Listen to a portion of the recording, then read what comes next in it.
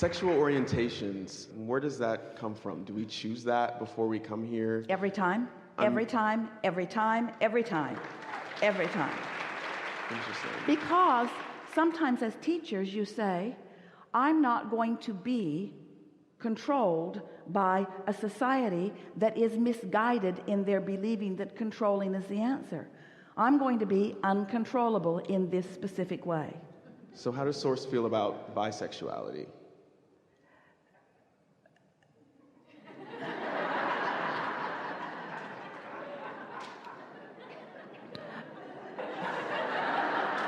We want to get to the basis of the question. Let's get to the basis of the premise, not the sexuality that you think. That's not the premise. The basis of this question, the important premise of this question is, do you think that you are a puppet on a string and that you're here just to figure out what Source wants you to do? That Source has got it all figured out, that Source is finished with creation, and now you're here being tested to see if you can get in. It's not like that at all. You're here exploring and evolving and discovering and deciding, and Source is supporting and flowing. So Source doesn't have a contrary opinion about what you're choosing. The contrary opinion that you feel when you choose it from Source is when you get contrary of your own desire. You're the one that's sifting and sorting and launching the rockets. You're the one that's causing the expanding. You're the leading edge out here, you see. But your mind doesn't want to go quite there, does it? Your mind wants to believe that there are rights and wrongs that you must follow, that there are things that you must do. And that's because so many have come before who needed to control your behavior. And so they said, if you really want to thrive and be part of our club, and in the early days, the economic and the religious clubs were almost the same club. If you want to be part of this club, then you must do these things, and you must not do these things. And so you said, I really want to be part of this thriving club. And so I will not do those things, and I will do these things. And then as you lived a little bit of life and you noticed, hey, wait a minute. I'm not doing those things, and I am doing these things, and I'm not so much thriving. And that person over there is doing the things that they're not supposed to do and not doing the things that they're supposed to do, and look at them thriving. And then they said, oh, well, you can't tell by what's going on in this life.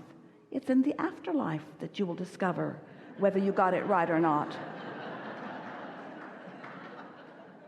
So now you are left, you're taking somebody else's word for it. You are completely setting aside your own guidance system with your own inner being there, guiding you, giving you impulses, helping you to find your way to the things that your life has called through you, you see.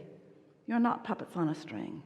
And so we really like it when you know that the opinion that Source has for you is always about your thriving, always about your happiness, always about your self-discovery of your path of least resistance, and never, ever, ever, ever, ever will be. How you put God and hate or God and vengeance in the same sentence is really a sort of screwy thing, don't you think? You can't have it both ways. What is what man calls God? Well, what we are calling that Source energy is the culmination of all that you have discovered that has been of benefit to you and to mankind. In other words, there is this vibrational reality, but it's not these petty things that you use to squabble and push against one another about. You are pure positive energy. You are liquid love. You've come to uplift. You've come to be empowered. You've come to take the energy that creates worlds and flow it through. And when you are in sync with all that you are, then you feel that and you know that. And when you push against anyone, you've disconnected yourself from your source. And that's why so many hateful people need to gather together in groups, because they don't have the resource of their own alignment. So they're looking at it from others, you see. They're wanting the opinion or the consensus of others to support them in their pushing against. And we are not wanting to push against those who are pushing against. In other words, everyone's having the experience, and all are contributing, all are adding to the whole.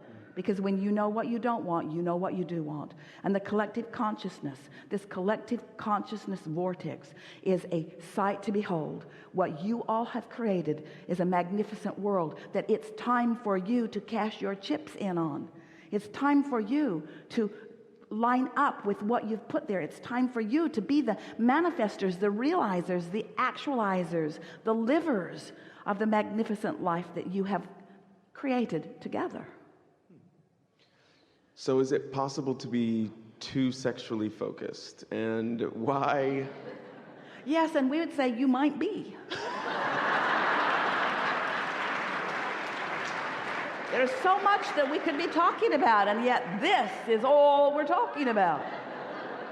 We're playing with you a little bit. You can't get it wrong, and you never get it done. And so anything that you're focused upon, if you are in alignment with it, is a good thing. But what you notice is once you personally discover your own alignment, your own ability to choose a subject and line up and then watch the universe revolve around, then you become more varied in your interests. You become interested in applying your powerful mind to all kinds of things. Yeah. Gotcha. Okay.